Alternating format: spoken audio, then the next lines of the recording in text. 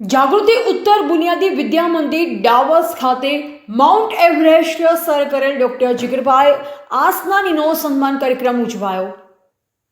જાગૃતિ ઉત્તર બુનિયાદી વિદ્યા મંદિર ડાવસમાં આજરોજ ડોક્ટર જીગરભાઈ આસનાની, જેઓએ તાજેતરમાં 17મી મેના રોજ માઉન્ટ એવરેસ્ટ સર કરી અનોખી સિદ્ધિ હાંસલ કરી છે, જે બદલ જાગૃતિ ટ્રસ્ટ બનાસકાંઠા ડીસાના મેનેજિંગ ટ્રસ્ટી શ્રી અશ્વિનભાઈ પરમાર સાહેબ શ્રી અને જાગૃતિ ટ્રસ્ટ બનાસકાંઠા ડીસાના પ્રમુખ શ્રી ગૌતમભાઈ પરમાર સાહેબ શ્રીના હસ્તે ડોક્ટર જીગરભાઈ આસનાનીને સન્માનપત્ર એનાયત કરવાનો કાર્યક્રમ ઉજવવામાં આવ્યો હતો, જેમાં પધારેલ ડોક્ટર કિશોરભાઈ આસનાની તેમજ તેમના પુત્ર ડોક્ટર જીગરભાઈ આસનાની મહેમાનશ્રીઓને સ્કૂલના દરવાજેથી ઢોલના નાદે કુમકુમ તિલક અને પુષ્પથી હાર્દિક સ્વાગત કરવામાં આવ્યું।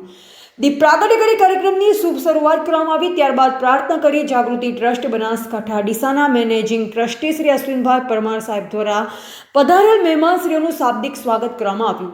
સાથે મહેમાનશ્રીઓને શાલ અને પુષ્પગુચ્છ આપી હાર્દિક સ્વાગત કરાવ્યું। તાજેતરમાં 17મી મેના રોજ માઉન્ટ એવરેસ્ટ સર કરી અનોખી સિદ્ધિ હાંસલ કરવા બદલ જાગૃતિ ટ્રસ્ટ બનાસકાંઠા ડીસા વતી તેમને સન્માનપત્ર એનાયત કરવામાં આવ્યું। ત્યારબાદ ડોક્ટર કિશોરભાઈ આસનાની સાહેબ દ્વારા વિદ્યાર્થીઓને પ્રાસંગિક ઉદ્બોધન કર્યું। જાગૃતિ ટ્રસ્ટ બનાસકાંઠા ડીસાના પ્રમુખ શ્રી ગૌતમભાઈ પરમાર સાહેબે બાળકોને શિક્ષણ પ્રત્યે જાગૃત થવા અને લક્ષ્ય હાંસલ કરવા પ્રેરણા આપી।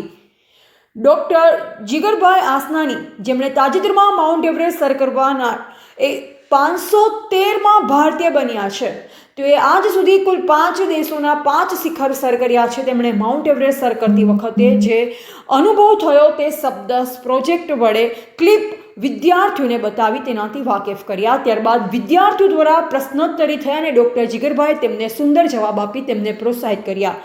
શાળાના આચાર્ય શ્રી ડોક્ટર હિમાંશુભાઈ શાહ સાહેબ દ્વારા શબ્દ થકી આભાર પ્રગટ કરી કાર્યક્રમની પૂર્ણાહુતિ કરવામાં આવી।